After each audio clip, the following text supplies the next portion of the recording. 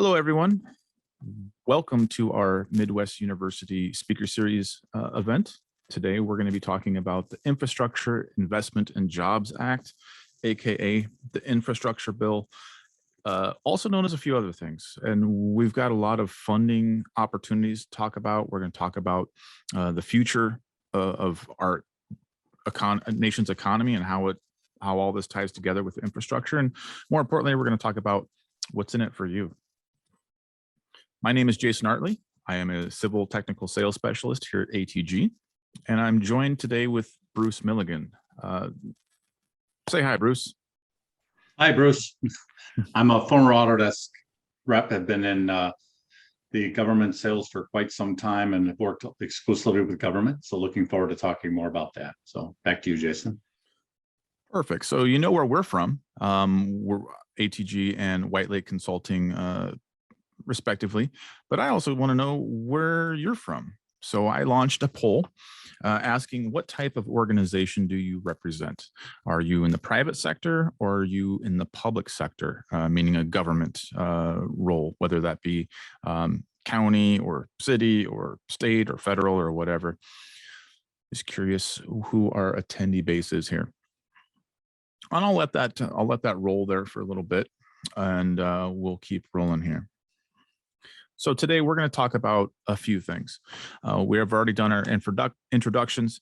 We're going to jump into the infrastructure bill overview. So we're talking about the one that was passed by the Biden administration last fall. We're going to talk about how this affects you, and we're going to also look at other sources of funding. There will be some chat opportunities as well as we go through here, and of course that Q&A. We'll sprinkle that throughout. So if you have any questions at any time, feel free to use the chat box in the Zoom controls or the Q&A box in the panels as well. We've got Justin standing by to help us monitor those things to make sure that we don't miss any questions. But during his presentation, I'll be switching back and forth with Bruce for sharing screens. But by all means, ask any questions as we go. So let's talk about this infrastructure bill. What's so exciting about it? Well, there's $1.1 trillion, and that actual figure is probably rounded a little bit, but it's roughly double what we normally spend as a nation. And a lot of this is due to the American Society of Civil Engineers giving our infrastructure a grade as a nation of a C-. And you've seen more opportunities here for roads and bridges to be improved. And then, of course, our electric grid. We saw what happened in Texas a couple of years ago when they had freezing temperatures, and that caused issues, and that affected folks all the way up here in Minnesota based on the way that our grid is done. There's also funding in here for railways to make more public transportation and Amtrak type services and passenger trains like you see on the East Coast more prevalent, and more broadband infrastructure to connect more communities to high-speed internet. And then, of course, the big one, water systems. We saw what happened in Flint, Michigan a few years ago, and the nation wants to invest to make sure that our citizens have clean drinking water. So there's plenty of money in there for that as well. And we're going to start breaking down, where all this money sort of fits in by the state as we go through here. So I'm going to go ahead and flip over to some other things. So I'm also going to talk about this other funding for what's in there for transportation, safety, climate, and cyber resiliency. So there's a lot of money that needs to be spent. And that's the thing about this infrastructure bill, is that there is a timeline that they want to make this investment. So what does that mean for civil firms, right?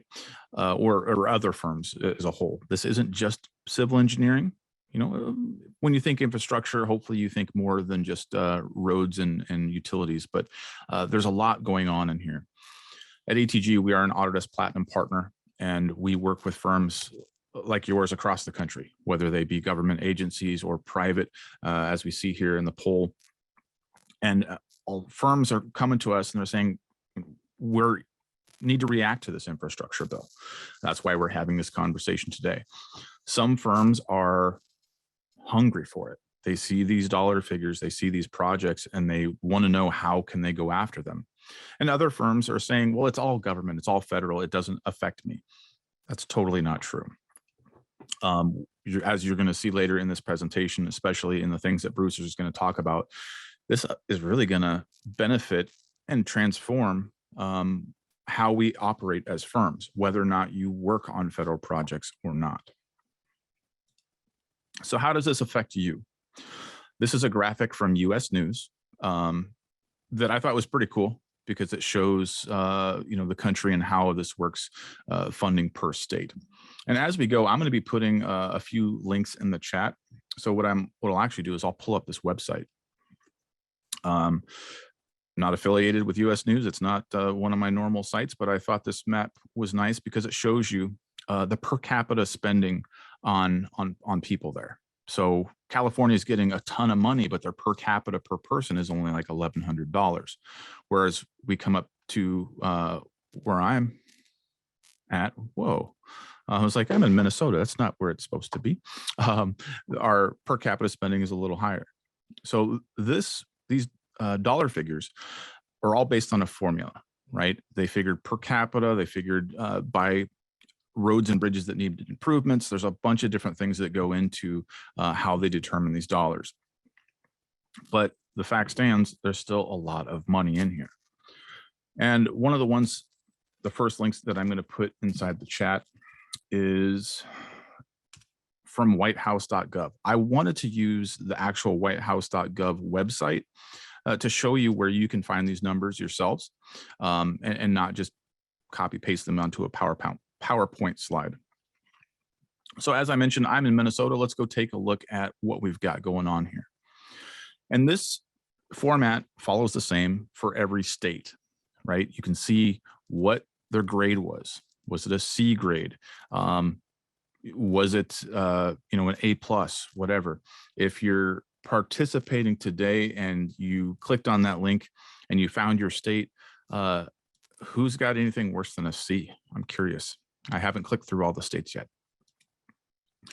But what you're going to find is that it obviously focuses on our roads and bridges, right? This is where we have the most issue. And some of these states are way worse than what I'm showing here from Minnesota. So in the state of Minnesota, it shows 661 bridges and nearly 5,000 miles of highway in poor condition. And then based on that formula, Minnesota is going to get $4.5 billion in federal aid highway apportion programs over the next 5 years. Well, think about this. A long highway project isn't done overnight. It takes months and years to go through that process. And chances are some of these firms and agencies and counties are thinking about these projects now to be done in the next 5 years. Now, there are other sources in here. This is not just federal aid highway. There is a big portion of this that is what's called off the highway, right? So off federal. The actual term is escaping me right now, but a lot of this funding isn't necessarily government, right? And for civil firms, they might not always do federal work, but they are, as you're aware of, and we've talked about this in past webinars as well, there's a little bit of a worker shortage right now. And we're seeing this with counties and governments as well. And they're looking to get help. So they're going to more private sector firms to do this work for them. That's where these federal dollars can help us all out as we look to fill our piggy banks and fill our pipelines with work. So in addition to the roads and bridges, we're also going to be talking about, or they're also investing in public transportation, right? Minnesota's well known for snow, of course, but we're also like the #2 biking state in the country. And we've got a an amazing infrastructure in the Minneapolis area for light rail and things like that. And they want to make that bigger across the state. So they're going to be investing $818 million over 5 years in order to improve the public transportation options, whether that be bus routes or light rail or things like that. Then, of course, EV chargers. You're probably well aware of the nation's drive to get some more infrastructure, because you can't really drive cross country and have a reliable access to EV chargers, or especially the fast chargers. Today, I even saw an article for the North Dakota News saying that they're going to start investing in their chunk that they got for their state starting this week, right? So they're starting to look for firms, starting to bid things to figure out how these are going to work. So Minnesota's getting 68 million there. And then, of course, high-speed internet, as we mentioned, almost every state gets the minimum of 100 million. And then, of course, we've got stuff in here for wildfire protections, cyber attacks. These are all things that are quite real. And one that I thought was pretty neat was the National Investment for Weatherization, right? So as I mentioned, up here in Minnesota, it gets cold, and a lot of families can't afford to insulate their houses properly to protect them from extreme heat or extreme cold. And there's a lot of funding in here to make sure that there's going to be grant programs and other things to help our folks. And of course, clean drinking water, as I mentioned, and our airports. So every state has their own breakdown that you can visit in that link that I showed you. Now, Bruce, you're in Illinois, right? I am, yes. Well, let's go near Chicago. Let's take a look at Illinois. So they've got don't even want to see. You got a C-. So doing a little worse than Minnesota is, but you can see there's $9.8 billion. Tons of money out there. Oh, geez. 2,374 bridges in poor condition. Think about that next time you're driving around. So there is a ton of opportunities here for every state to start looking at what's in this bill. How can I go after some of this funding? What types of projects are there? There's more projects in here than what we see, right? So the main focus we see is, roads and bridges and public transportation, but there's also some other things sort of tucked in there, of course, per government. Also on the whitehouse.gov website, I'll put this link in the chat as well. That weatherization that I mentioned is there, the wildfires, floods, but also this one, which I thought was interesting, the brownfields and Superfund sites. So the proximity to a Superfund site can cause problems with children, and there's a lot of money in here in addressing that. So if you're an environmental firm or you work with environmental firms, there's a ton of opportunity to start looking at those projects as well. So all sorts of neat stuff in here that we can sort of capitalize on, not just as a money making thing, but more importantly to improve our nation's infrastructure, right? That's why we do what we do, is to make the world a better place. And if these funds aren't spent, they will probably be spent elsewhere. So let's focus on those and get this work done, which would be fantastic. I'll jump back to PowerPoint real quick and talk about this. How does this affect us? So tucked into that bill was also some stuff that I'll let Bruce get into. So Bruce, get ready. I'm going to kick this over to you here in a second. In addition to all this infrastructure investment, all these funds in here, all the different types of projects, a reoccurring theme is that digital design and construction workflows, aka paperless workflows, are going to be driven at the federal level, right? So normally private firms try to follow what federal's doing, right? We want that type of work. Hopefully you want that type of work. And you, people end up following suit based upon what they've got going on. So as feds start to push for and require digital design, that's going to trickle down to us. So with that, I'm going to kick it over to Bruce. I'll stop my share. You ready, Bruce? I am, yes. Can you hear me okay? Yep. Go ahead and fire up your Good. share. All right. There we go. All right. See, Infrastructure Jobs Act and government? Yep. Okay, good. So I've been working with government a lot, and I've noticed a real shift in the way that government is implementing programs. And really what the infrastructure bill is all about is keeping accountability front and center, because that really is the key thing for government. It's not just getting the projects done, but to be accountable, to be responsible, and be sustainable. And I'm going to give you some examples here of governments that are doing this today. And I think as you bid on projects, you're going to see a lot more of some of the trends that I'm going to be talking about. Before I get into that, though, I thought I would talk about how traditionally government projects have been done. This is a design, bid, build type environment where phase one, obviously, the bid goes out, engineering or architectural firm A wins the contract, and the government is over here.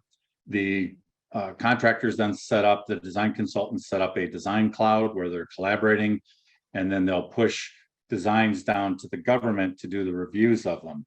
After the reviews are all completed and they've completed the 30, 60, 90 and everything's ready to go, they then put out a bid for construction. So now the contractors come in with GCs and all the different roles that they have. They set up their own construction cloud. It can be any type of cloud, but that's where they're capturing issues and photos, notes, all that kind of thing. And the government is, sometimes invited to that party, as it were, so that they're not really involved actively in it. And then at the end of the project, a thumb drive or an external drive or a Dropbox link is provided to the government, and then they have to put it into their asset management or their GIS systems, which is overwhelmingly from ESRI. Now, the issue that governments, because then you're propagating projects, you've got multiple clouds, multiple thumb drives, and the government is really at the point where they're trying to put some sanity to this from their standpoint, where they're being more productive. So the models here has some problems from the government's point of view. They're not sure they're getting all the data. The data is being captured in a format favoring the contractor, not the owner. So when they try to integrate that to their asset management or GIS applications, it's a problem because every project is different.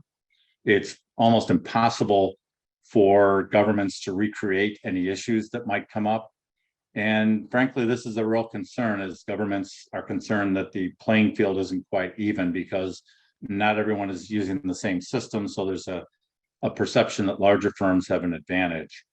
So what I'm going to do here is kind of pivot into an example. So this is Denver International Airport, and this is how they're doing it. And I think as design professionals, you're going to see more and more of this. So over here, you've got architects and engineers working on their files that could be in Autodesk or Bentley formats, whatever it happens to be. Then Denver, I'll back that up a second. Denver then set up their own hub. So they're set up the cloud on their own instance that they control. All the QA, QC is going on, the 30, 60, 90, but it's all controlled by the owner. And then at the end of it, the owner takes the models, puts it into some kind of a common data environment or CDE. In their case, it's SharePoint. And then when the construction people come in, they capture everything and put it back into the Denver own hub, because then you can integrate it into their CMMS system, which happens to be Maximo. And then the cycle continues. They feed the models back into the hub for any kind of GIS and planning purposes. And then the next iteration of the project where the models go back out for the next phase of the project. So this is what we call a closed loop system. And you're going to see more and more owners doing this as you bid on projects. So, and another example, Jason, is the green line there in the Minneapolis-St. Paul area. That's the same model that they use for those. It's traditionally been used on large projects, but you're going to see more and more of this as time goes along. And part of the key is the savings that they got. So these are just some figures that Denver put out. Huge reduction in RFIs and change orders. They're saving a lot in model coordination. The schedules is being adhered to and actually ahead of schedule. They also have a figure that show they reduce the amount of time that it takes to load data into Maximo from 6,000 person hours down to 45 minutes because it's all automated. And you're going to, again, see this more and more as these infrastructure projects come along. And part of the key for Denver is having BIM standards. And you'll see, this is a pretty recent one. This is just updated late last year. So they're pretty current as far as what they're doing there with design standards. And inside that, they've got, full built out, here's how we're going to be integration. Here's how we're going to integrate with our GIS application. Here's how we're going to do data coordination. And just be prepared for this because owners are really going to be more adamant about this. And part of the reason why it's not just us, Jason and I here talking about electronic deliverables, the whole industry is going this way. So this is a article that came out. It's actually a white paper they call a smart market report from McGraw-Hill Construction or Dodge. And this is talking about connecting teams. And when you think about what we're talking about here, it's really about collaborating, which governments have not always done a really good job at that. So they've been challenged to put in systems to help them collaborate with the ecosystem, in this case, design professionals and construction professionals. They're trying to get away from that fragmented cycle, which really is not, they're not looking at it as favorable to them. And since most of the people who replied to the survey, it looks like you're mostly in the private sector. The more you can bring these kind of solutions to the table, I think the government is going to be a lot more open to talking about, improving the way they can collaborate. And this is a great way to do it. And a lot of the benefits are pretty obvious here. Reducing the project budget's obviously a big one and being ahead of schedule. But really, the government is viewing this Infrastructure Act as a way to really build a sustainable infrastructure. And I'm going to be talking about some examples here in a minute and how you can help them with that. So last slide on this is really just kind of a way of that the owners are benefiting of it. And a lot of it's just getting a better understanding of the project, which has always been the promise of building information modeling. But now they're really getting into beyond just renderings and making walkthroughs and things like that. They're really looking at the bigger picture here. So here's kind of what they're looking at. And, I deal a lot with the owners, and almost all of them are looking to the cloud to help them collaborate more effectively. Another example I'm working with now is O'Hare Airport at the city of Chicago and their modernization program. And they are setting it up so that all the models are being stored on their instance of the cloud and not on the contractors. And anyone who's used some of the Autodesk software know that the licenses are portable, so they can bring their cloud licenses to the owner. And again, you're going to see that more and more. So just as kind of a heads up on that, because owners are really taking a stance on this issue. So here's some examples I wanted to get into. So first is New York City. So before Mayor de Blasio left office, I think he left office at the end of the year last year. So before that, he signed into law basically picked out 23 agencies within New York City. And he wants to have these resilient. He wants, obviously they had a whole problem with Hurricane Sandy a few years ago, and they're trying to get away from that. So the infrastructure projects are going to be a lot more resilient. And he identified the exact agencies and projects where these are all going to happen. And getting back to what Jason was talking about earlier, with all the infrastructure issues going on, it's more important than ever that the government take advantage of this situation to really build a more resilient architecture. And New York City, like a lot of larger institutions and a lot of larger owners, have a very robust BIM implementation guide, so that design consultants know exactly what to do as far as building out either civil projects or building projects, it's all very, very well documented. And not to belabor the point, but you're going to be seeing more and more of these kind of documents come out where the owner wants that electronic deliverable. Which brings me to my next example. So this is a DOT, and DOTs, I have worked with DOTs for a long time. They take forever to do things, and they're trying to change the way they're doing things. So this example is from Virginia DOT. And getting back to what Jason was talking about a few minutes ago with the electronic deliverable, they want to get away from paper completely.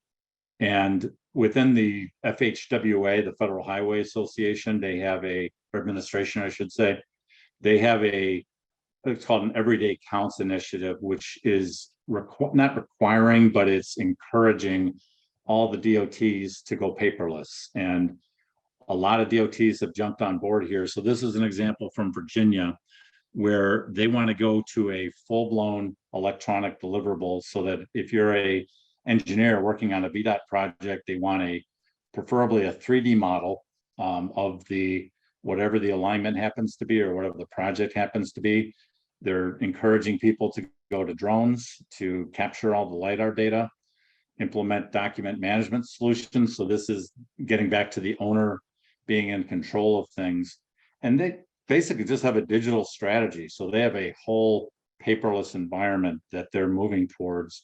Michigan's done the same thing. New Mexico's done the same thing. States more and more are moving into this kind of situation where they want people with tablets instead of people rolling plan sheets out on somebody's truck. I mean, that's just, even before COVID, it wasn't the best way of doing things, and they really want to get into it more. And a lot of it is because of that need to integrate with their existing applications. In the case of a DOT, that's going to be a GIS application in most instances.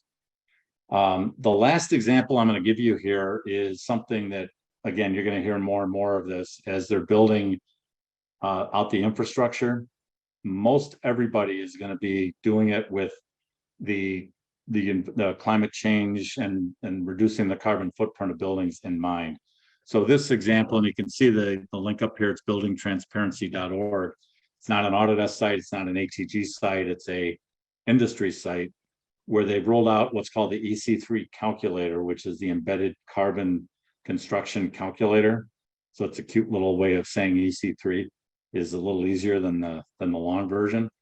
And again, it's a free database of construction tools, and it's a way for people to get a better handle on how, as they're building out these buildings, either new or retrofitting existing buildings, how they can make it with the idea of reducing carbon in mind. Because the town where I live in Evanston, Illinois, the new mayor, that was one of his first things that he put into place was, I want buildings to be green, and he's going to start with city-owned buildings. So again, positioning this from your side, just keep that in mind, that you're going to be hearing this more and more from governments. So I thought I'd just summarize real quickly, what are the takeaways? If I'm talking to owners here, people in the public sector, leverage your role as the owner.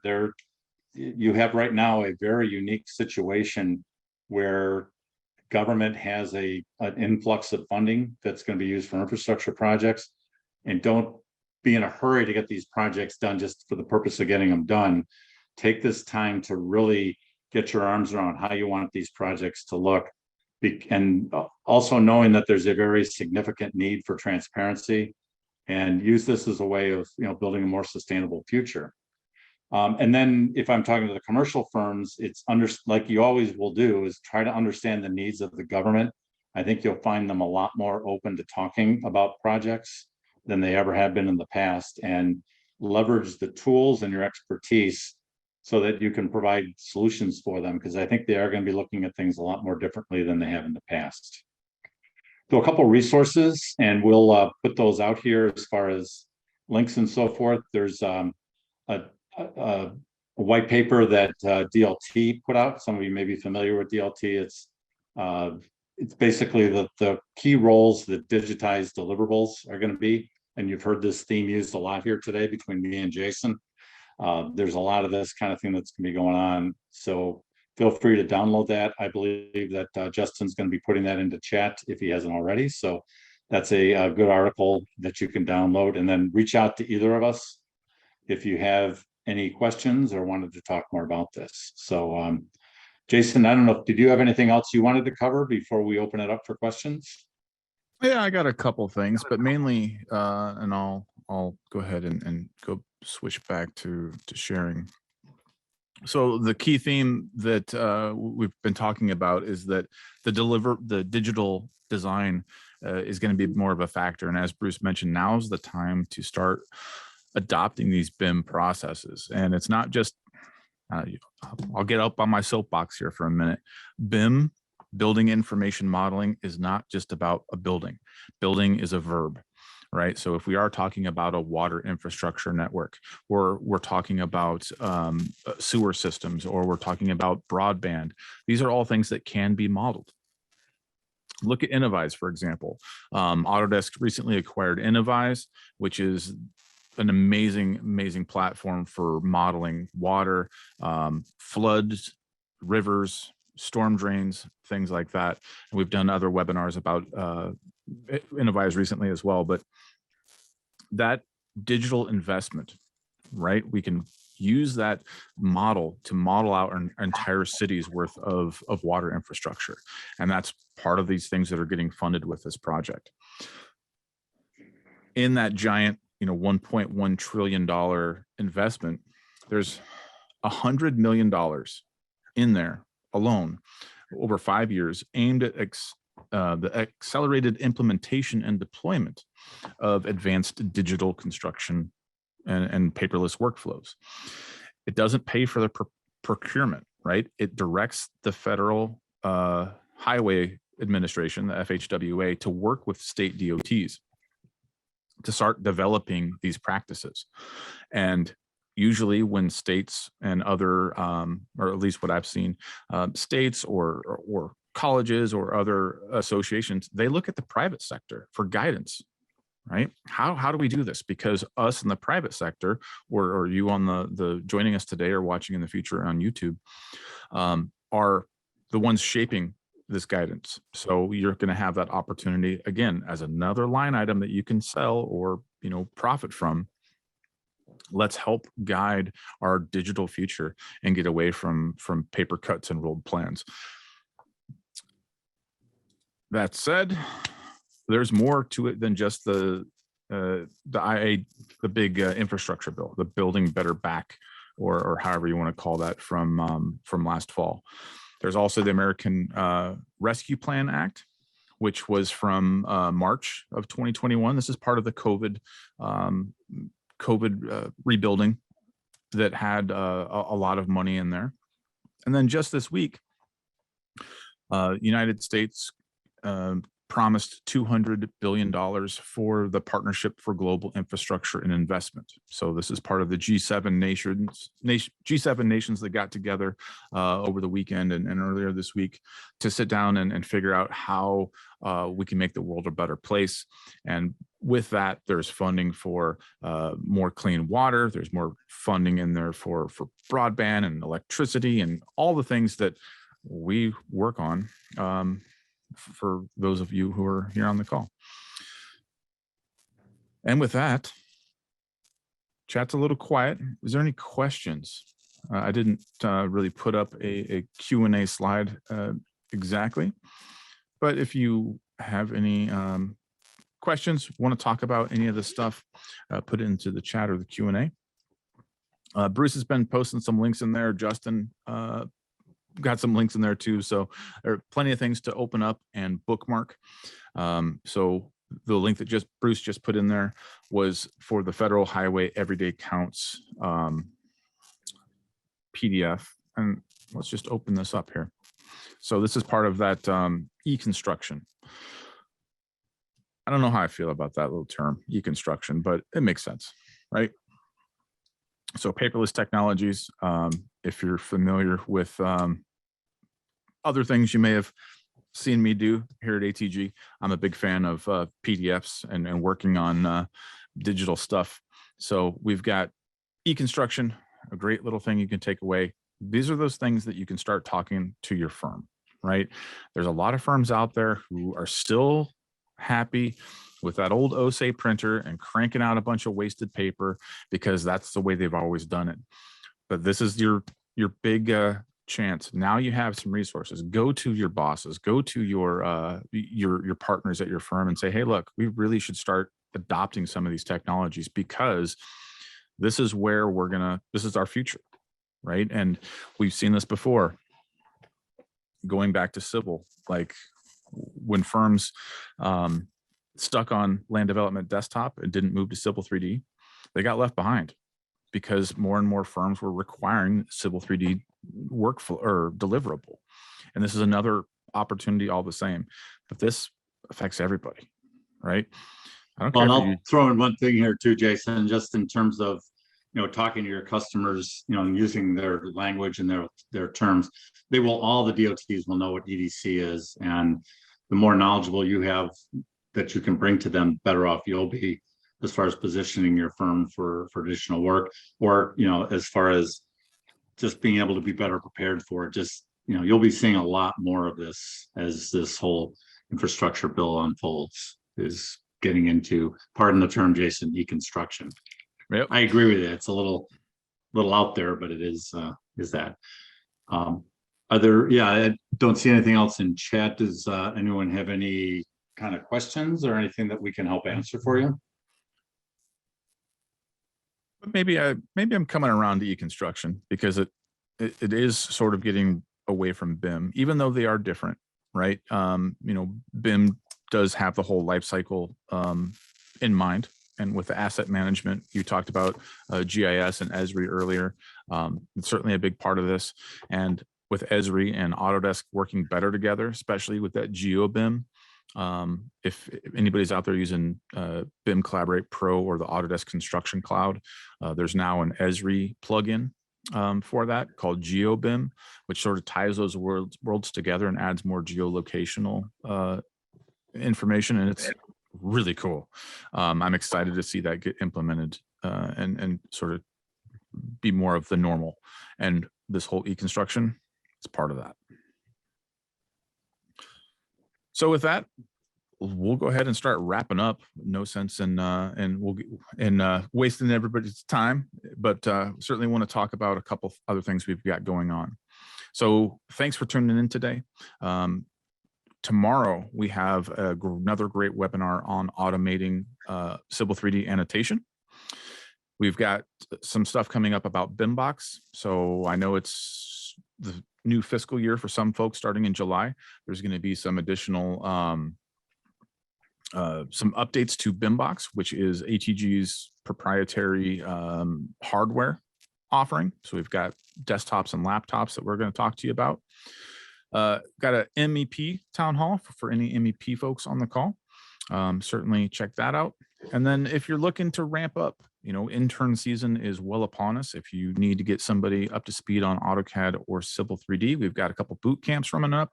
And then of course, you can always find me every Tuesday at 8:30 Central on Morning Coffee Review. I see some of the folks, our regulars from Morning Coffee Review have joined us here today. So thank you so much for that. And we will get going here. There's a question here. Will the links be provided to email in those attendance? Maybe. That's a Justin question. And if you've got questions on another question, where can you find information on the boot camps? Those should be on our ATG website. Let's go find them while we're here real quick. I'll pull up good old atgusa.com. I swear I know how to type. And we'll go to the events page. So here is our events page where you can find our morning coffee review. You can find the webinar that you're in right now. And then also we'll go to, I say August for those open enrollment is what we call them, the boot camps. So they're right, you can click on there and it will take you right to that page. So open enrollment is something we do a lot. We do this about once a quarter or so for AutoCAD, Civil 3D, and Revit. Fantastic opportunity to ramp up your knowledge or get somebody up to speed real quick. If you can't wait this long, of course, we do custom training. We do training on all types of things under the Autodesk, Bluebeam, and Esri umbrella, as well as Leica. So we can help you in quite a lot of ways. Feel free to reach out to us, and we can have another chat offline. As Justin mentioned in the chat, some of the links that we posted today will be in the description. So if you watch this on YouTube in the future, click the link below. And with that, I want to jump back and say, you can find all of our past webinars on youtube.com/ATGUSA. We've got thousands of hours of content. Great stuff out there.